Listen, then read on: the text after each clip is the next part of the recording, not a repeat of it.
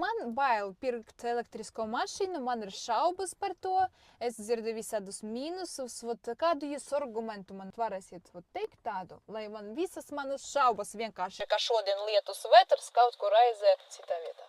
Es domāju, ka no visa jaunā jau mēs baidamies. Kādreiz bija podziņu telefoni, parādījās telefons ar stikla ekrānu. Visi teica, kas tad tur, kur tad nav ne pogu, nekā, kas tad viņus tāds izmantos. Ja es braukšu lasīt cenas kaut kur Zažopinskā un... Tad jūs uzlādēsiet savu bateriju mašīnā, apmēram sapratīsiet, cik būs Zažopinska tālu un izbrauksiet bez problēmām. A ziemā nevar tā būt kā činka? Pagaidām gan tā var būt, jā, jo ziemā baterija izlādējas ātrāk kā vasarā.